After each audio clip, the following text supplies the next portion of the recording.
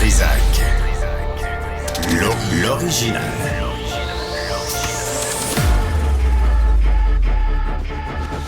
Du Trizac. Votre plaisir coupable. Bonjour tout le monde, c'est vendredi le 4 avril 2025. Le podcast de Stéphanie avec Jean-Charles, moi je suis pas dedans, là.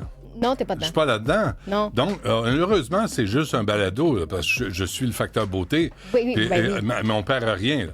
Non. C'est pas grave. Mais peut-être que tu peux t'inviter aussi. Là. Non, je pense pas qu'il refuserait. Non. Moi, je suis comme un vampire. Si tu m'invites pas à entrer dans ta maison, c'est impossible. Non, c'est impossible. Je comprends, bagarre. On peut régler le dossier, là, si tu veux. Hors de question. Pour ceux qui nous écoutent, ceux et celles qui nous écoutent, les 23 personnes qui nous écoutent, bonjour. Puis là, il y a un 150 millions qui vient d'être annoncé par Mark Carney pour Radio-Canada. Sincèrement, une chance. Il en manquait à Radio-Canada. Ils ont juste un immeuble neuf. Oui. Tu sais, vraiment... Oh, tu vas pleurer? Attends, oh non! Ils ont de la misère. On pensait pas aller là. C'est dur. Ils coupent. C'est boire. Il n'a jamais assez. Bref, Jean-François Dumas sera avec nous d'Influence Communication 1h-5 pour faire le tour de la campagne et aussi parler des partis dont on ne parle pas. Il y en a beaucoup plus. Il y a 16 partis inscrits et enregistrés. Je savais même pas. Ben, moi non plus. Ah. Ben, tu vois, c'est pour ça qu'il vient. Aussi, à 12h15, ça va faire plaisir à mon invité qui s'en vient. À 12h15, c'est une blague, là. Fâche-toi pas, là. Parce que t'es plus en forme que moi. Soraya Martinez-Ferrada, c'est la chef d'Ensemble Montréal, candidate à la mairie de Montréal. On a appelé Mme Derry, qui s'occupe des études supérieures, là, des universités, des cégeps, pas intéressé. M. Bonnardel, on a rigolé. Qu'est-ce qu'il y a, Cybèle? Je t'entends. Elle veut laisser le SPVM s'expliquer? OK. Le SPVM, on a appelé, ça les intéresse pas. Écoute, on a fait le tour, parce que depuis 2 jours, on casse tout à l'Université McGill. Hier, l'anti-émeute a débarqué. Sais-tu quoi? Pas d'arrestation. Calvaire, pourquoi vous sortez l'anti-émeute si c'est pour arrêter personne? C'est quoi cette affaire-là? Laissez-la aller, sinon. Oui. Alors, sous la gouverne de Mme Martinez-Ferrada, est-ce que ça va changer? Je vais lui poser la question tantôt à midi. Et aussi, Ghislaine Gendron va réagir à cette... il y a eu un tournoi d'escrime aux États-Unis et il y a une escrimeuse qui a mis le genou à terre avant un combat, avant un duel, parce que la personne devant elle, c'était un homme. Puis il a participé, il, je suis plus capable, a participé à des compétitions pour hommes comme l'an passé. Là, elle a dit non, moi, je ne vais pas me battre contre un homme. Et c'est elle qui a été sortie du tournoi. Fantastique. Louis Resco est avec nous. Je suis content. Louis, bienvenue. Il est conférencier. Merci d'être là, Louis. Merci pour l'invitation, j'apprécie. On a beaucoup parlé de la série Adolescence là, sur Netflix, là, puis ça choque les jeunes. On voit à quel point, puis n'importe quel parent qui nous écoute savent à quel point on a perdu le contrôle de nos ados face aux réseaux sociaux, face aux influences sur les réseaux sociaux. Et évidemment, on parle de masculinisme, de la domination des hommes, le patriarcat, appelle ça comme tu veux. Toi, Louis, d'abord, t'as baigné là-dedans. Là. Tu as fait partie du documentaire Alpha. Oui, exactement. J'ai fait une apparition à la fin pour parler un peu de mon parcours puis mon changement, on va dire, mon changement d'épaule que j'ai fait par rapport... Mon changement de fusil d'épaule, en fait, par rapport à ça. Puis, c'est ça, ouais.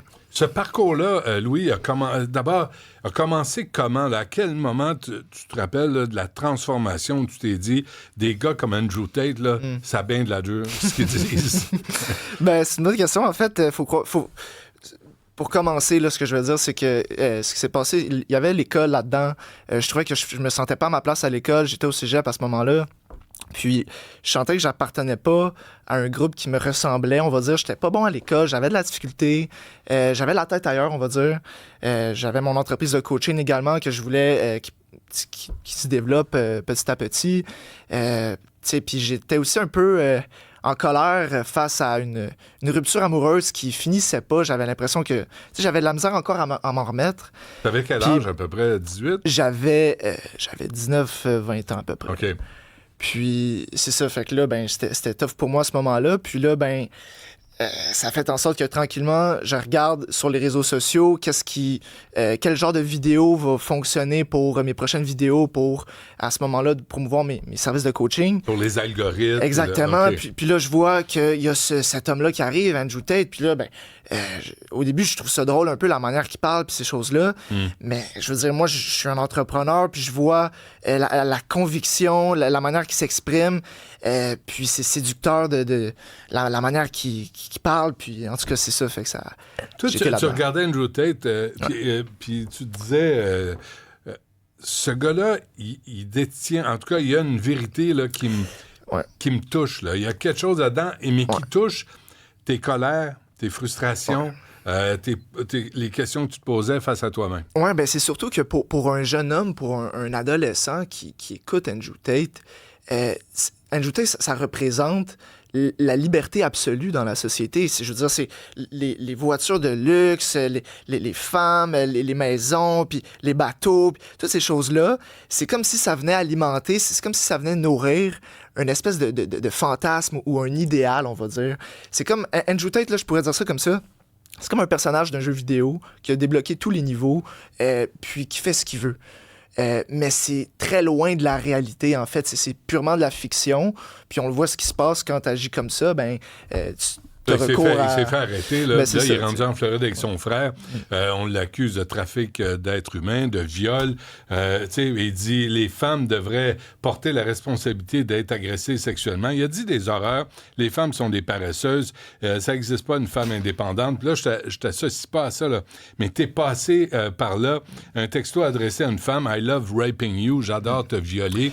Je tiens juste à dire, là, je vais pas te couper, là, Benoît, mais dis-toi que j'ai jamais tenu de propos non plus contre les femmes. Moi, ça s'adressait purement aux jeunes hommes, mon message. Donc, j'ai jamais été là-dedans non plus. Il faut faire la part des choses aussi. OK, juste pour revenir, c'est pas un procès, Louis. Là. Puis je pense que tu représentes bien des gars, bien des jeunes hommes là, qui cherchent puis qui ils sont pas bien à l'école. L'école est pas, peut-être pas... Tu sais, moi, j'ai parlé souvent de Chapeau les filles, qui est un programme pour les filles, les amener à étudier un métier non traditionnel.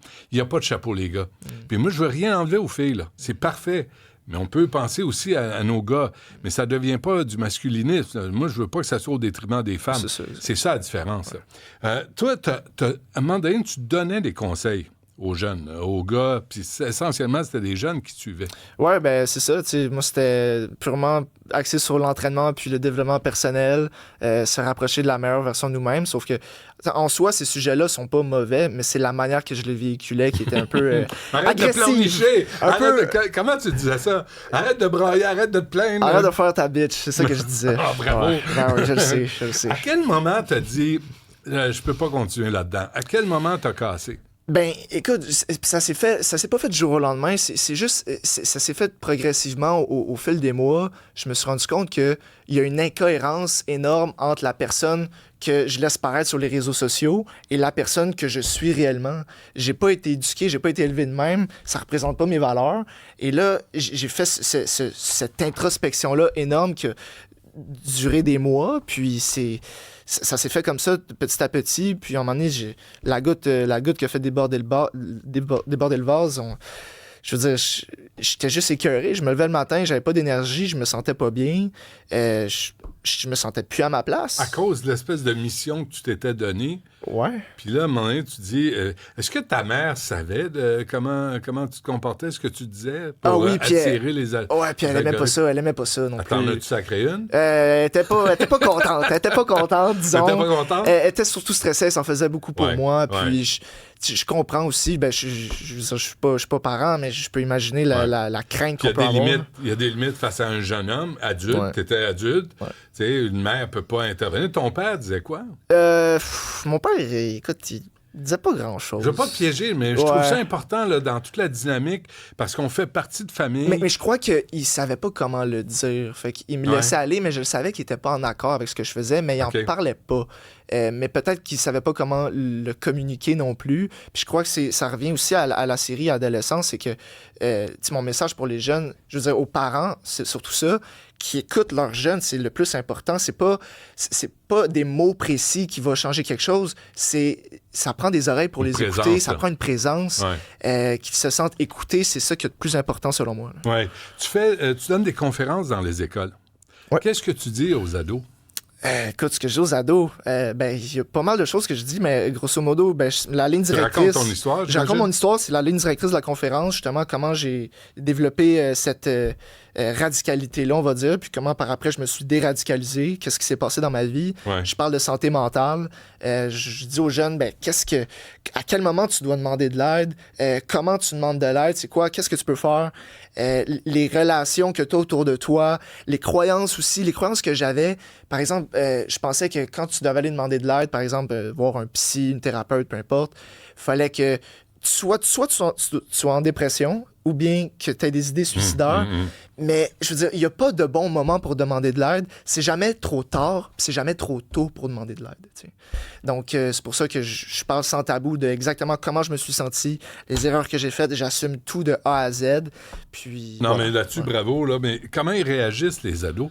Parce que il y a, on l'a vu là, dans le journal, là, un jeune sur 3, 4, je pense, sur 3. Tu sais, qui accepte des choses que, à un moment donné, c'était plus acceptable. Là. Le rapport aux filles, rapport aux gays, rapport, tu sais, c'est une espèce de vieux discours vraiment masculiniste, malsain.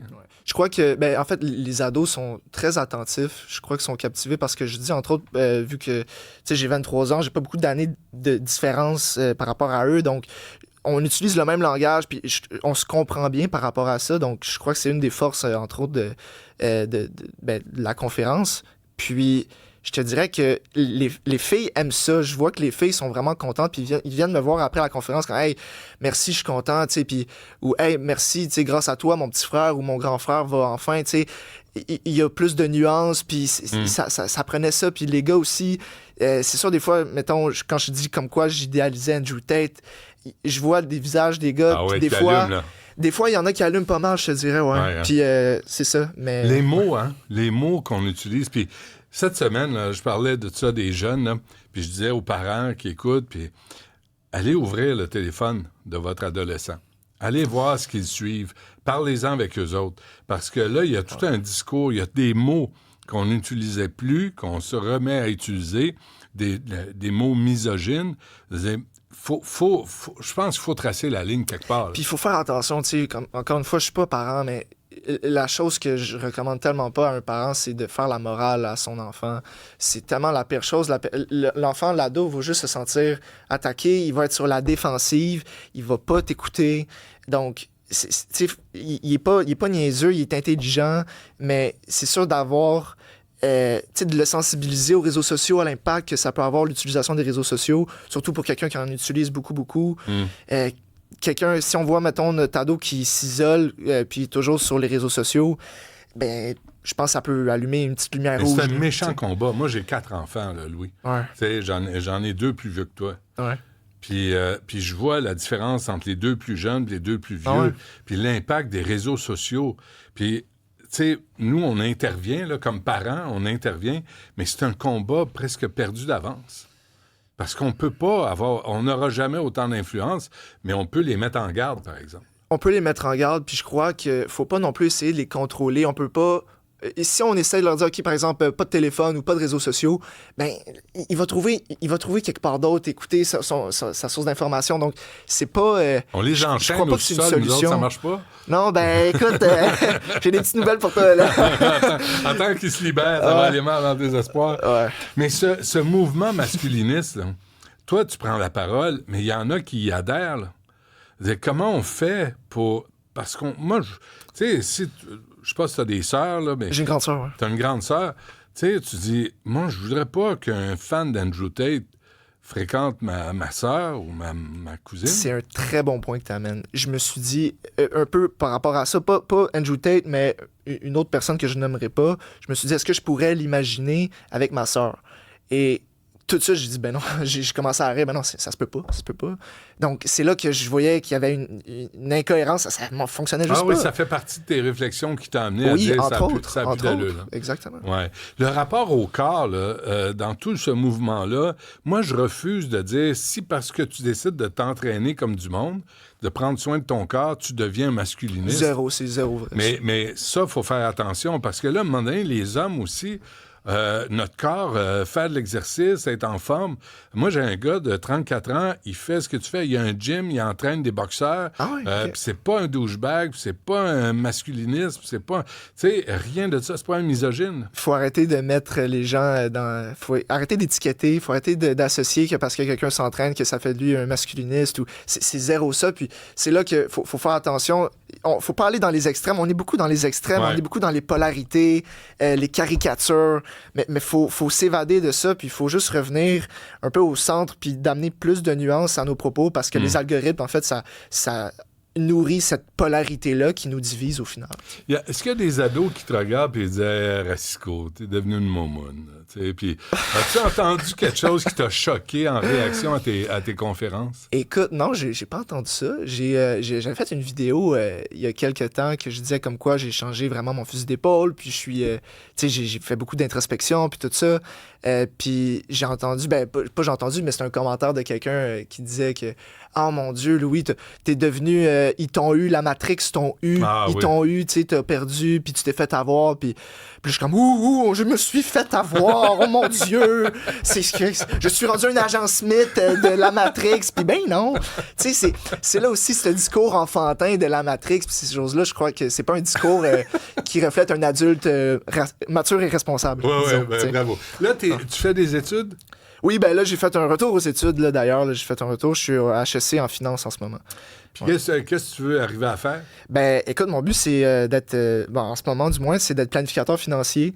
Je trouve que c'est un métier qui semble être très intéressant, une profession intéressante.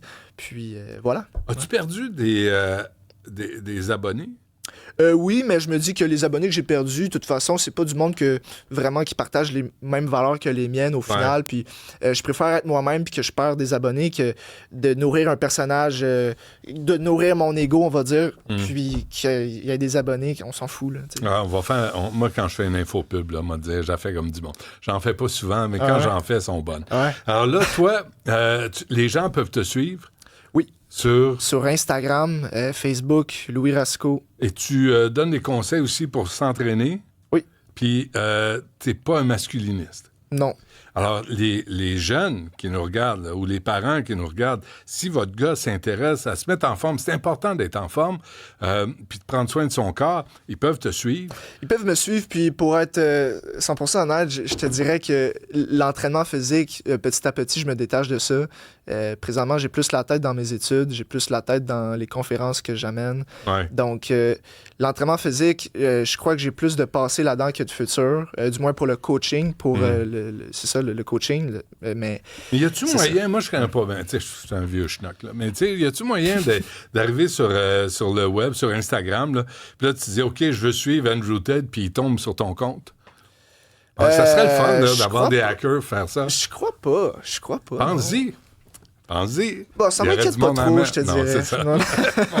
Mais Ah. j'ai dit Louis Rasco là, sur Instagram, mais c'est Coach Rasco, en fait. Coach c'est plus, Rasco. OK. Et les écoles qui voudraient t'avoir comme conférencier? ils ont juste à me contacter à partir de Coach Rasco sur Instagram directement. Puis voilà, c'est ça, c'est aussi simple que ça. Ils m'envoient une demande, on se communique par courriel. J'ai une conférence qui s'en vient lundi, je m'en vais à Gatineau. Puis c'est ça va être devant les secondaires 4 et 5. La dernière fois à Sherbrooke, c'était devant les secondaires 2 à 5. Donc je crois que c'est... Je trouve ça parfait, puis je t'applaudis. Merci. Parce que c'est des gars comme toi, de ton âge, que les jeunes vont regarder, que les ados vont entendre. Puis moi si j'y vais, là, ils s'en fichent. Là. Mais toi... On sait pas. Non, j'aurais pas la patience. Mais toi, à 23 ans, tu sais, t'es comme près de leur culture, tu partages leur culture, tu partages leur vocabulaire, puis ce que tu peux les amener à faire, c'est de remettre tout ça en question. Pas de leur faire la leçon, comme tu disais, mais qu'ils fassent un arrêt, qu'ils se disent vraiment, est-ce que c'est le genre de gars que je veux devenir? Je veux-tu devenir un douchebag misogyne? Il faut se poser des questions, puis je crois... en fait, j'ai une croyance, en fait, que toutes les croyances peuvent être changées. T'sais. Puis il faut juste laisser notre ego de côté des fois, puis il faut avouer qu'on a tort, puis il faut avouer qu'on n'est peut-être pas sur la bonne track, sur le bon chemin. Puis, Un peu d'humilité. Exactement. Je crois que ça prend plus d'humilité dans la société. Coach Ratico, mesdames et messieurs, Louis, Merci. lâche pas. Merci beaucoup.